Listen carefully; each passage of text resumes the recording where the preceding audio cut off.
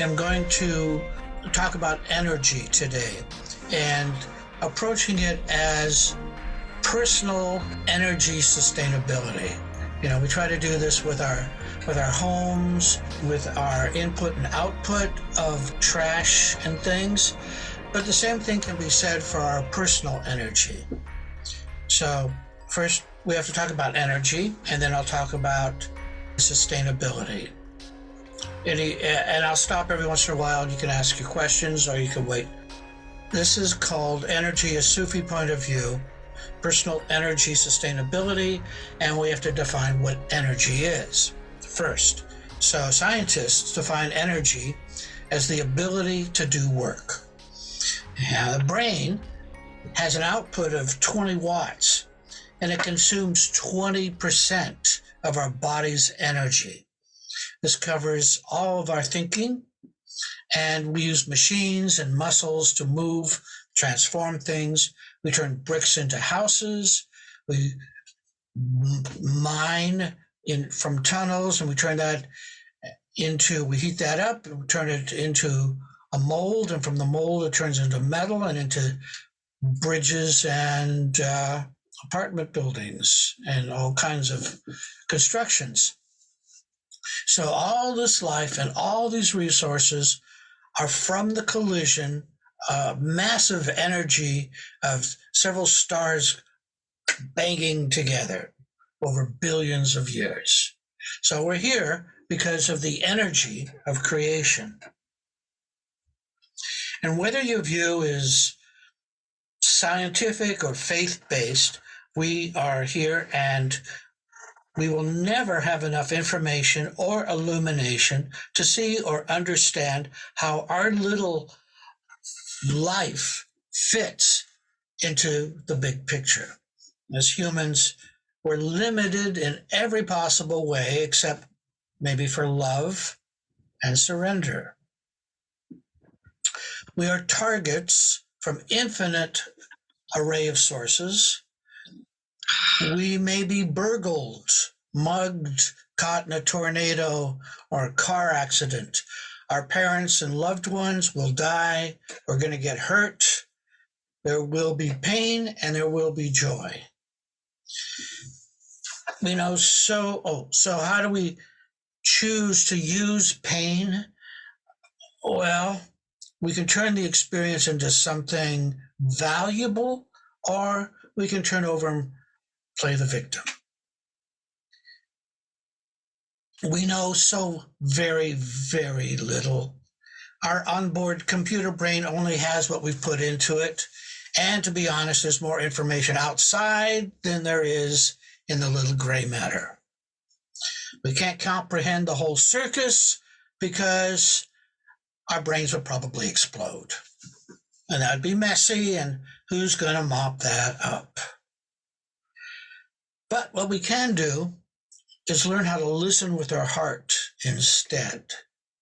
So if we take a positive view that the universe is not vindictive, it's not going to act like a 14-year-old, it's not angry at us, it's imagine that this loving intelligence wants us to grow, to be happy, to be loved and to love, to become mature, and learn how to get along with Allah, ourselves, and others. We're here because of love, and nothing happens without Allah's permission. It's Allah's universe. It's her life, their time. We own nothing because it all has to be returned to the original owner at the end. Now, about sustainability. If we wish to live honorably, it's advisable to remember to keep our word, our promises, and our intentions clear. So let's try to aim to keep our own energy footprint clean. Actions we set into motion will eventually return to us because we're the perpetrators. And what we say and what we do is ours. It belongs to us, only us. And we're the only one responsible for what we say and do. And what goes around comes around is true. It's the basic physics of personal energy. So we're responsible for our words and actions. We're not responsible for others, except as a parent. But even when raising children, we strive to be what we want our children to become. And being an example is difficult enough.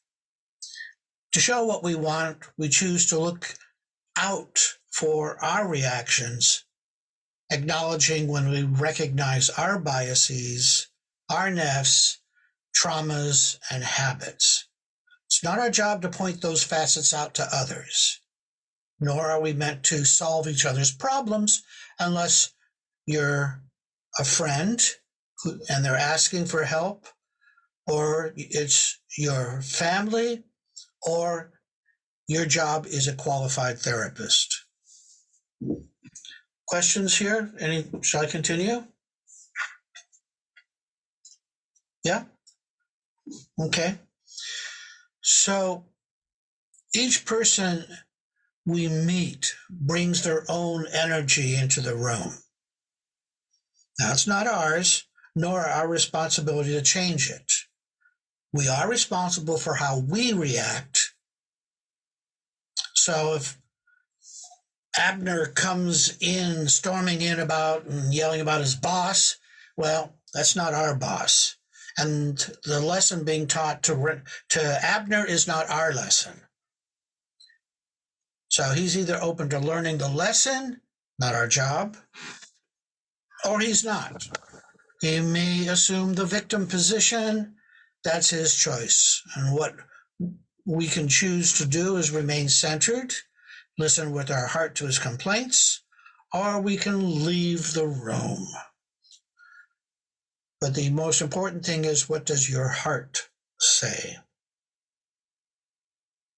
So being aware that you are carrying around a field of energy that's yours. And wherever you're at with that is what makes the room smell that way.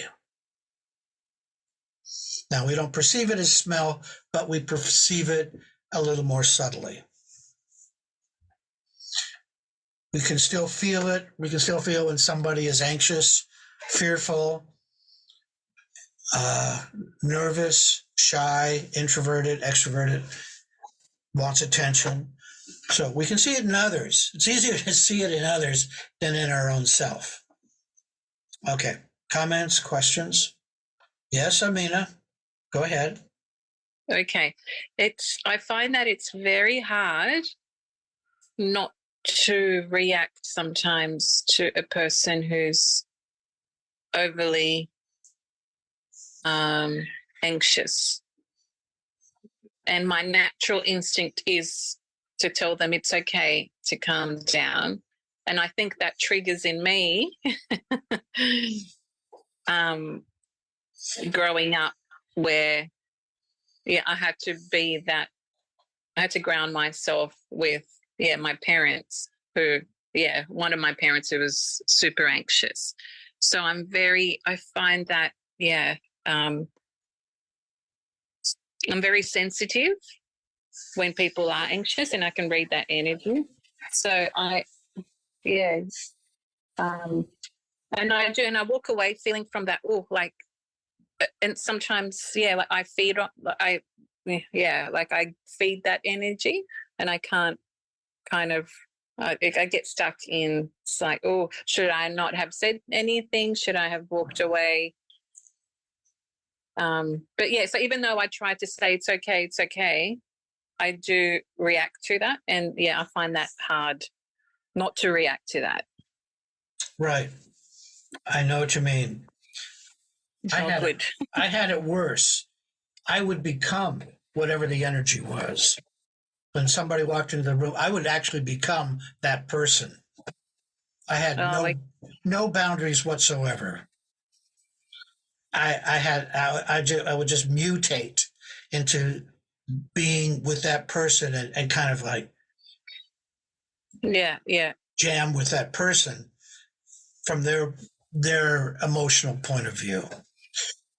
Uh, the the trick is first to want to see what is happening with you in that relationship, in that moment that you're with that anxious person or whatever their emotions are.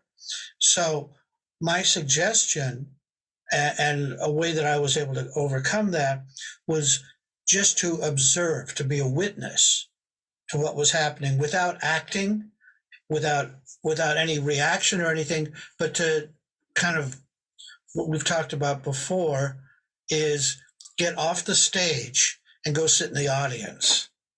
Watch the script being played out, watch the actors, applaud them when they do well, have a great time. It's a show. You don't have to be on stage. So you sit down, you watch the show for a little while until you begin to see what the expectations are and what the script is. Once you understand what is trying to be evoked from you or from anybody, you can then enter back into it without reacting because you know the story. You know what they're after. Usually it's affirmation of their worth. Everybody wants love. That's really kind of the bottom line. I want to be seen, see me, hear me. And if you take the time to do that with your heart and you go, I see you, I hear you, I understand this, and you have a little bit of grounded energy with them, they will calm down. But has it ever worked to say calm down? No. Calm down. I am calm down. So breathing is the first order of business, and then feeling the bottom of your feet on the ground so that you are on the ground, you're grounded, you're taking the energy, whatever is coming it's probably very spiky coming off this. You want to ground that energy.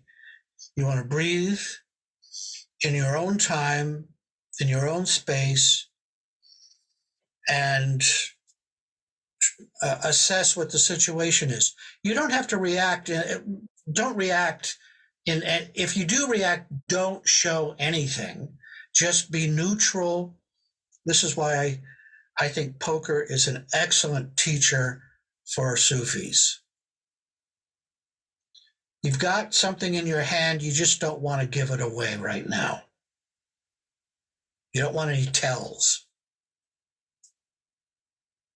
You want to stay neutral and observe, be a witness. After a couple times, you may get the idea of what needs to happen here and do what needs to be done. Does that make sense? It does, yeah. Yeah. So in the first part is not to show any reaction. If you don't show any reaction, things will happen that are you don't know what's going to happen. Just see what happens. So just ignore them. Not ignore them, observe them, be there with them, but don't respond in the old way. Say, you can do what's called active listening. I understand that you are upset. And you're upset because Annie broke the vase. Is that right? Yes, that's what happened. Okay. Message received. Message understood. Is there something that you wanted to do about that? Yeah, she's got to pay for it. Well, she's 3 years old. How do you think she's going to pay for this? And be reasonable and grounded. Don't be curt or abusive or condescending. It's more like, being the being the adult in the room. Oh, okay. Well, let's see if we can figure this out. Yeah. So the other way to look at this is you are the representative of your world. If you get caught in another person's world, they've just brought you into something that you don't know anything about. We each represent, we're the ambassador of our world.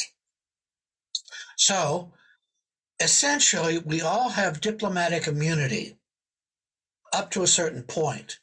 But if you confront, this is a declaration of war, if that's where you want to go. But as they say, pick your battles.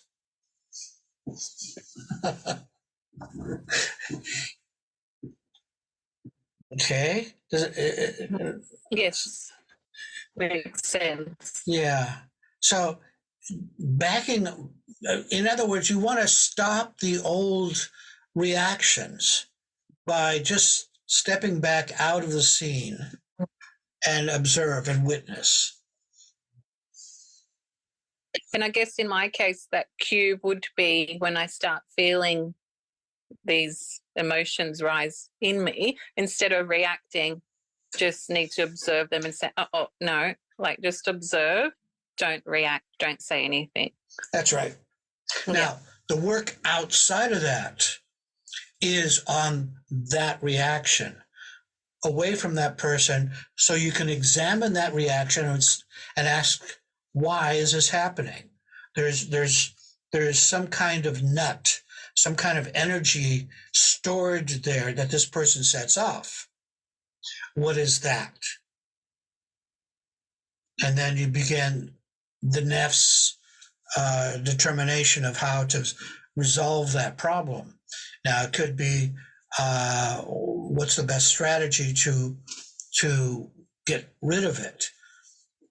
What's going to fix it? What does it take to put it down so that it doesn't control you?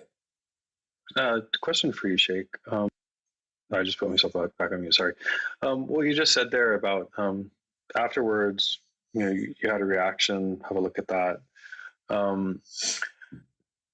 So I guess something that just jumped out at me was that it seems like the times that I've been able to make progress on a particular aspect of my nafs is when I didn't react to something in the usual way. Maybe trying to remember if I ever felt like it and just went and didn't give into it. But that is it.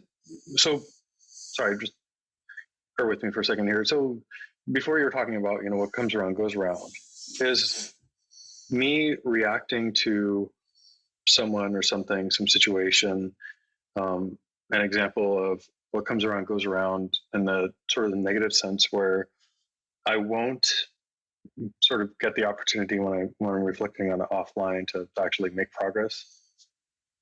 Does that make sense? Was it a little too convoluted the way I worded it? Can you put it in a sentence, an interrogatory sentence? Okay. Do I lose the ability to objectively, or maybe even objectively isn't the word, do I lose the ability to make gains on reflecting on a reaction that I had later if I give into the reaction in the moment? That depends where your witness is. If you're witnessing yourself doing that, that's information.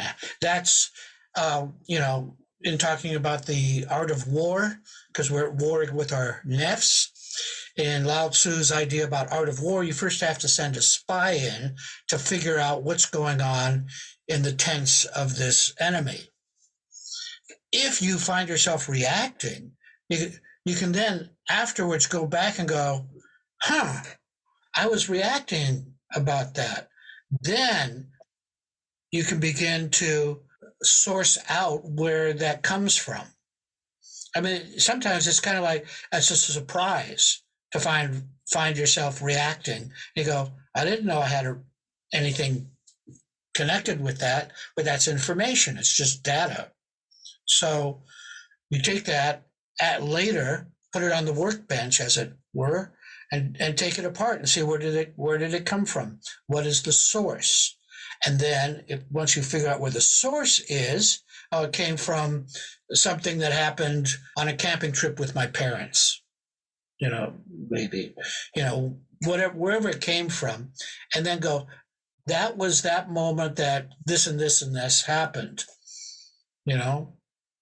then you look at that and determine a strategy of how can I unscrew that so it isn't affecting my life when I'm in contact with that kind of relationship. Does that make sense? Some strategies or modalities, if you will, require specific psychology or psychological techniques to help you get rid of it. If it's really old or traumatic, causing any kind of like PTSD or something that takes you out of the moment, then that may require some deeper kinds of therapy. Some are about, maybe just getting a zikr going or a reminder that you're working on this. But the idea is that you keep it in the forefront of your consciousness. Understand it's going to take some time, but you keep working on it. You keep that as your one, you aim your army of energy at this one specific nafs. And you keep going with that 2 to 4 months of concentrated work. You get through it, and then then there's a test that comes up. It'll come back again, and then you can find out if you passed or not. Yeah, okay. Is good. Can I add something I learned this morning from gardening? Sure. So there's a big sapling that had grown up in I call it the back jungle, the part that I haven't quite got to yet from when we came in when everything was jungle in our house. And I was like, I need to get that sapling out. Otherwise, it's just going to keep growing and it's going to be harder because the roots are going to get bigger because we just didn't want it there. But of course, in order to get to the sapling, there were like sort of another hour's worth of weeding to get other stuff out of the way so I could get to that. So I was saying, it's interesting when, like, if you can aim for something that you think is like the big one, there's sometimes you've still got to do work around that, even to be able to get to a place where you're able to attack something that's big like that. You can sometimes have to deal with some little things as well. Anyway, I felt that it was very metaphorical for me at the moment because I'm like, I want to sort this out. I'm going to sort this out. And it's like, no, deal with this first and this and this and this and this. But when am I going to get to that? Like, well, when you clear all this out of the way. Yes, that's the other thing that we learn as we do this, that it requires patience, work, time, and work is effort. And as I always say, you also need a sense of humor. You need to be able to laugh at yourself, or you're going to take it too seriously and become a victim. Oh, why do I have to do all this? This is hard. It's hard. It's too hard. Look at me. I'm sweating. This is taking too much time. Why do bad things happen to good people? More importantly, why do bad things happen to good people like me? Sometimes you have to clear things out before you get to the thing that you really want to, is part of the nature of learning how to be patient. Patience is kind of one of those aspects of a law that we work on for the rest of our lives. We can always be more patient. And the way that I think about it is Allah's patient with us. Try to imagine what he's seen you do and how stupid you've become and stupid stuff you've done and these constant mistakes of this and that. And Allah's allowed you to live and learn. Because he could have just gone, no, let's try again. I need somebody that can think, somebody that can work this out. He's patient with us because we can learn and we grow. That's the thing about being human that took me a while to accept, that Allah didn't make us as angels and he didn't make us as just monkeys or demons or anything. He made us able to make mistakes and learn from them and not get too wound up in, oh, I'm so stupid, I made mistakes. It's kind of like, yes. Now, what we're talking about being an adult in the room, the adult says, yep, made a mistake. How can I not make that again? What do I need to do to change my behavior so that doesn't happen anymore? That can be really huge, hey, because sometimes the symptom, like what you think is the problem, is just a little symptom, and the roots.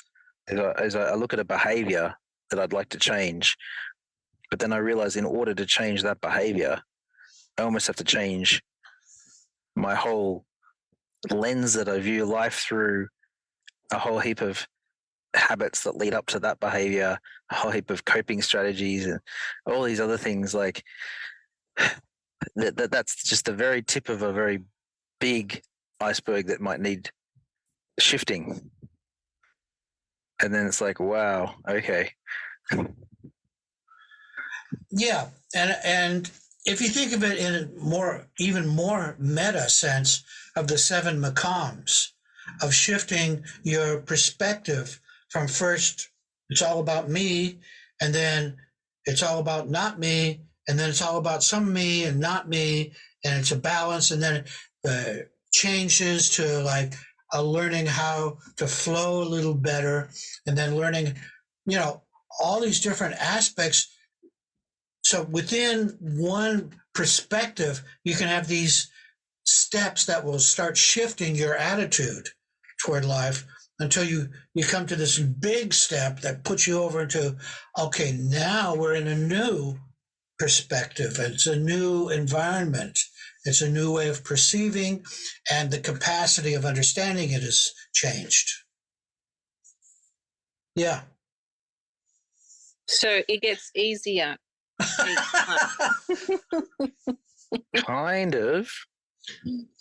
Well, because I guess you've already worked on what you thought was a big burden or an obstacle. Oh, dear. And then you get a new perspective, and it's kind of, no? Put it this way, Amina. Are older children easier than younger children? No. Is that a question or a statement? It's just a reflection. It's my experience is it's a bit similar to that. It gets different rather than different. kind of easier in some ways, but then it's like you have more to deal with because you're better at it, so you get more to deal with, and then it's like, yeah, it's always as hard as it needs to be. It's never ending. It's never ending, and the thing is that you learn less. You learn. How do I say this?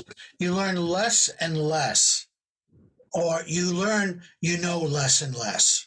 Yeah. The more that you learn, it's kind of like, geez, I didn't know anything about that. And it's kind of like this huge, big zero just gets bigger. And you go, I have no idea what any of this is about. The only thing that's as infinite as Allah is my ignorance. Just about. The thing that happens, I mean, they'll talk about it in terms, it gets subtler.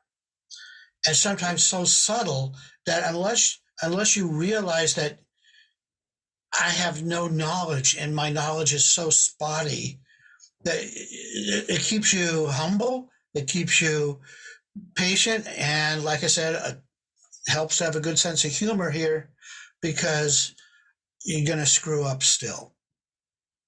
Sheikh Tanner talks about it as the path gets thinner and thinner where you can walk and stay on the path. I used to screw up, Sheikh, but that doesn't happen anymore. Yeah. That one, I'm getting better, right? So I won't screw up anymore. Yeah. That's why we talk about holding on to the rope of the law. Sometimes there isn't any path. All you got is the rope. And sometimes that rope is really, really thin. It's kind of unwound, and there's like a little thread you're hanging on to, and you're going, I sure hope this holds. Is this even a rope anymore? Yeah, exactly. It can get pretty thin. So that's why all of the tools that we have in Sufism are there for these different kinds of situations. And why I look at Tariqa as, the thing that the firemen hold when you jump out of a window. It's a kind of a net kind of thing, a little stretched fabric to catch you. That's Tariqa. Because there's times you go, nobody understands what's going on with me. Oh, we do. Yeah, we don't have exactly what your problem is, but we know. We know how hard it is. This is hard. This is the hardest thing you'll ever do in your life. Raising kids, compared to that, they'll be okay. And you decided to have 3. I mean, God. I know, right? Hey, I would have more if I was younger. Sheikh, I have a question. Yeah. Okay. So there was a point in my life where I experienced a high level of energy, the one we were talking about earlier. Like I never had that energy before. Means I could even feel through my heart, and then I can just, even if I enter in the room and then I notice that people notice me, even like look at back who's coming, and then it's not there anymore. And I know it goes up and down maybe, but I crave for that feeling, that energy. Is like sometimes you had a couple of beers and then you were high and then you want to go back, but energy is not something you can drink and then have it again. How to bring that energy back, or is there any way I'm going against the tide where I'm not experiencing this anymore? As much I would say, it's like before it was 90% and now it's like 30%. Can I do this one, Sheikh? Okay. You're reminding me. I don't know if you've ever seen the movie Groundhog Day. Have you ever seen that movie? No. No. Okay. Anyway, there's this point in that film where he's going through the same day over and over and over. That's sort of the point of the film. He gets stuck in the same day and he's living it over and over and over again. Anyway, one day he makes a kind of series of choices which lead him to this just amazing night and this date with this woman that goes perfectly, and it's all like the energy's just flowing and everything's fantastic. And he wakes up the next day and he started the same day again and he has to try again. And he spends like the next few scenes of the movie trying to recreate that night on purpose. But he can't, because the energy wasn't his. I think I've seen that movie somewhere. It reminds me of something. Then he got killed, and then he wakes up again. Yeah. So the energy. The point being that he was in the right place at the right time. It was not his energy, and the way he gets back to that place is not by trying to recreate that moment, because that just gets him slapped in the face. The way he gets back to that energy is by understanding that it's not about him and that he's there to serve and enjoy life and be as present as possible. And the energy comes when it comes. So what to do with this craving? It's like sometimes you're addicted to coffee and then you're like, I want a coffee. You're like, where is that energy? You like my heart actually wants that. It feels that. And sometimes when I focus with heart, it raises from 30 to 40 and sometimes 50%, but not to the same level yet. I think for all of us, that taste of Allah has been in our lives, maybe at one point or another point, maybe a couple times. And that taste, what Rumi calls wine, we go, more. And Rumi talks about it as like you have to go to the tavern to get that wine. So the wine is zikr or connection. The tavern is the durga, and the dancing or the friend, that intimacy is that connection that you have with your heart and Allah. So the intro to Allah is, here's a taste. And you go, oh, that's Allah? More, please. And Allah goes, the first one's free. If you want me, you're going to have to make some changes because I don't want you, that little you. I want your heart. And that's when we go, well, how, what? But I'm sincere. And then Allah goes, okay, good, very good. How much do you want me? I want you completely, totally. Okay, then I want you to give up everything completely, totally. Except on Sunday afternoons, because football's on then. Yeah. And what about ice cream? Oh, yeah. I mean, what, I can't have ice cream? Belgian chocolate. Oh, I don't know. Let me think about this a bit more. The thing is this is not about you. This is about Allah. You say, I want Allah, and Allah goes, who? What? Who are you? Who's I? Yeah, what does that mean? I don't understand that. Sorry, no, I don't. Go away. There's too much you. I can't use you. I want the essence. If you want my essence, let's have your essence. And that's what we study in Sufism, is like how to get that back. Sonny, do we got some understanding here? Yes. It's like what I could understand it. It's like, when a company sell a product, before they give you a sample, and then after that, they want you to buy it. Oh, yeah. Oh, you really liked the demo, did you? So I had this demo thing, and now I have to work for it as per Allah's instructions to continue get the feeling or the thing. But okay, yeah. Yes, sir. I think somebody, whoever could test that energy, I have never experienced something like more better wine than this. Exactly. And obviously, people will go for it. It's amazing. There isn't anything better. There isn't. Yeah.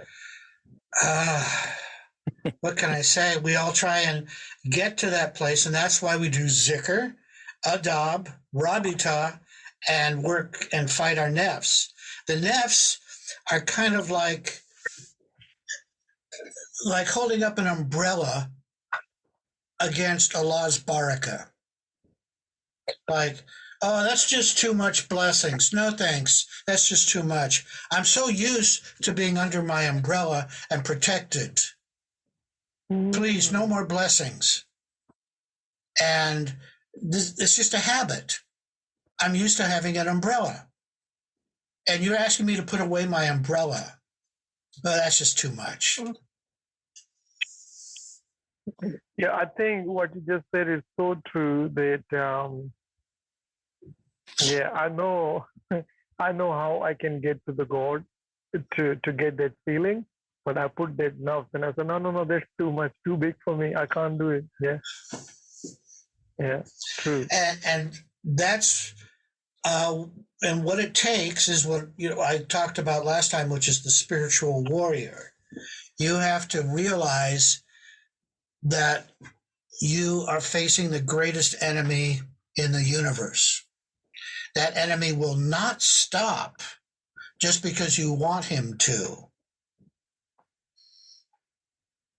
He is the nemesis. You want a villain? That's the one. That's it. That's the worst one you're ever going to face. And its name is Sonny Shake. Me against me. Bingo. The other thing is that even wanting to be there faster than you can and wanting to put your umbrella down earlier, that can even be a nafs in itself. That the story is, I don't know, correct me if you think I'm wrong, Shake, but where I'm at the moment anyway, it feels like, the story is the story, and when you're ready, you're ready. And yes, you have to fight, but you also have to acknowledge that Allah is in charge and not you, and that you're not going to get to Allah, tomorrow, because that's what your nafs wants. It's the whole point is to learn, right?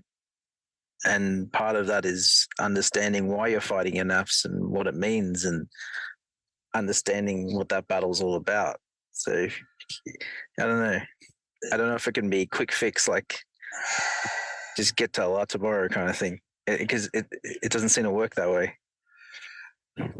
Yeah. See, the thing is, once you see or taste that wine, you next have to build a structure that will hold you and Allah together, the tavern. That requires a strong foundation that's based on reality and clarity, humility, and intention. That intention has to be there all the time. I want to be with Allah. And in the beginning, it's, Allah says, I'm here. And you go, oh my God, that's wonderful. Allah's here. I want to be with you. And Allah goes, yes. Now let's get to work. Now, you're wearing so many clothes. You're wearing all these different personalities and these habits and everything. That doesn't work in my world. Would you mind taking those off, please?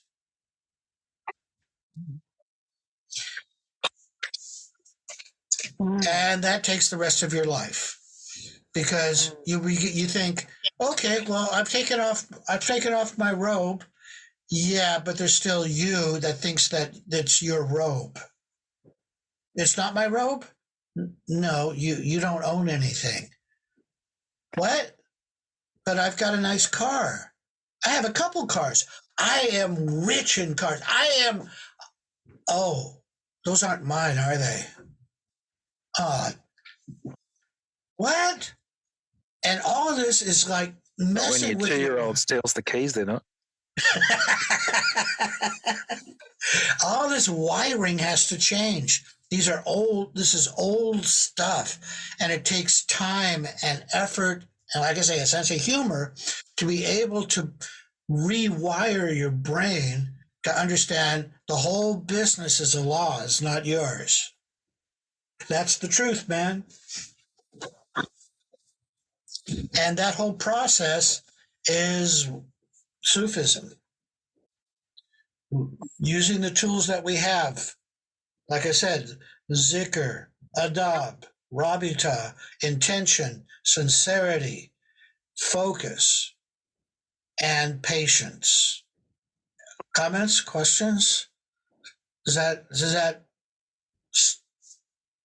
reasonable, Sonny?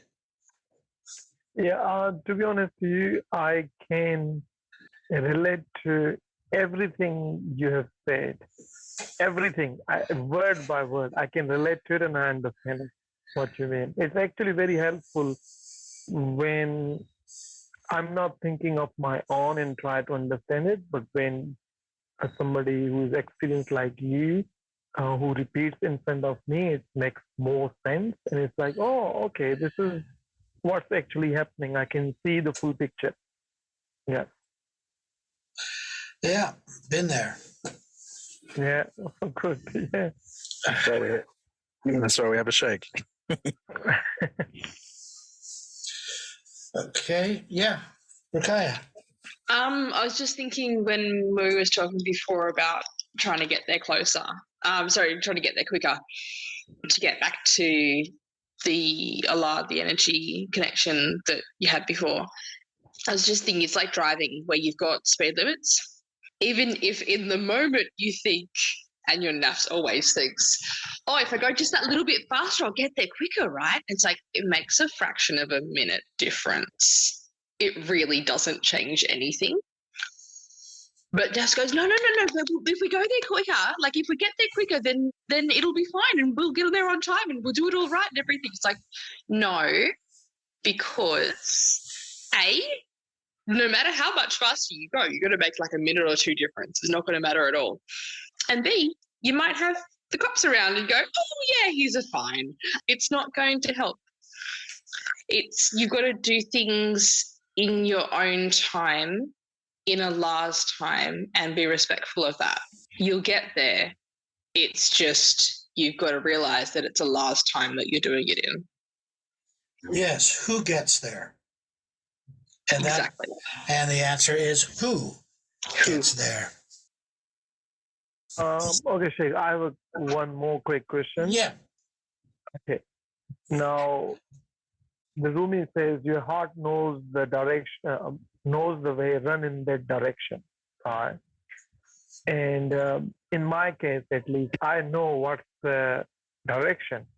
How to know how long we have to wait to reach go that direction? Because sometimes you think it's 10 years from now, and another time you think, if I have to wait 10 years and go there anyway, why not now? And it's just, and then you think, oh, I have to finish this of this material world, and then that. So how to know this exactly? When is the time? I'm going to just do what my sheikh does. We would all come in and he'd say, what time is it? And we look at our watches and we go, oh, yeah, it's a couple minutes to 2. He said, no, it's now. All of that time that you anticipate and all of the time that you remember is an illusion. There is only now. All of it. It's an illusion. It's a hologram. It's information that is in your brain. Yeah, but I understand that. But doesn't it take time to have the clear picture? Even though you know that's the direction, then you want to have a pretty much clear idea. Like we go in a business and then we know what business we're going in, how we're gonna achieve this, and then put this action plan. Yeah. If you're a character in the story, sorry, Sheikh, you go. I was just going to say, when you stop fighting and pretending that there's time. If you're the character in the story, yes, it will take 50 pages to get to the 3rd chapter. But if you're the person who's holding the book, it's all, you can open it at any point. Okay.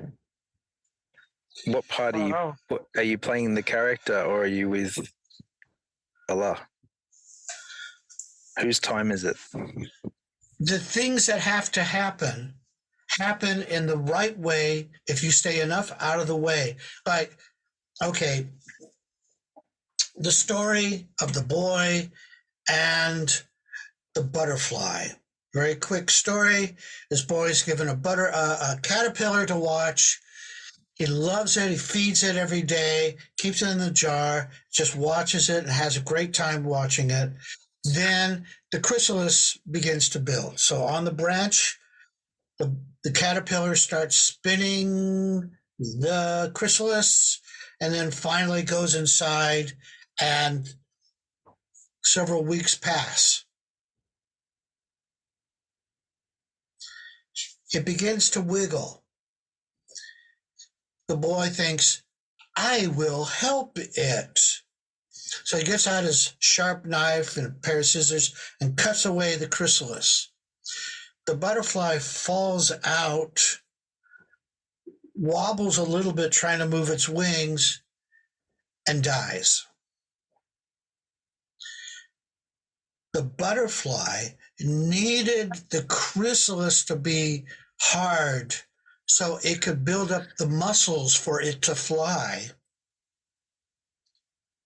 and then break the chrysalis with its wings. The boy interrupted that, thinking he will save time and he will be a helper. Things take time because we have to develop our muscles. Anything that happens fast means it can go away fast.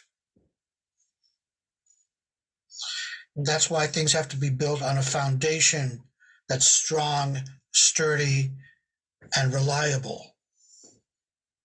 And that is what trusting Allah is about. Trust in Allah is where all of this happens. The more trust you have, the more that you can let go of this self. Du verstehst? You understand? Yeah. Okay.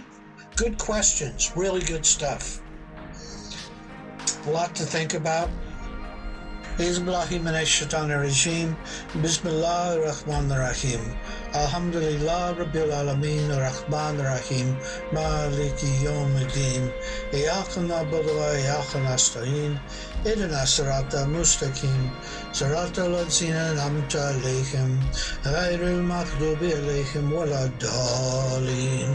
Ameen. Assalamu alaikum wa rahmatullahi wa barakatuhu. Wa alaikum assalam. Walaikum assalam. Thanks, Shay. Salam, everyone. Take care. Well, everyone. Bye-bye. Bye. Good luck, Amina. Thank you. See you Enjoy. next time. Bye.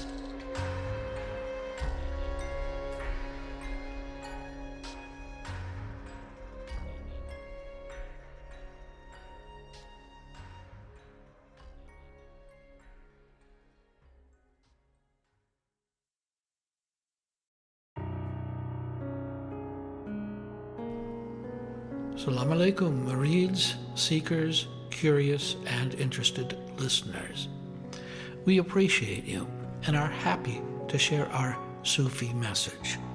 Your donation will help support our Sufi Center in Sydney, where we do zikr, sohbet, spiritual counseling, and healing services. We believe the message should be free, but it costs equipment, rental, services, software, and hardware to get this to you. So thank you for choosing our podcast among all the millions available.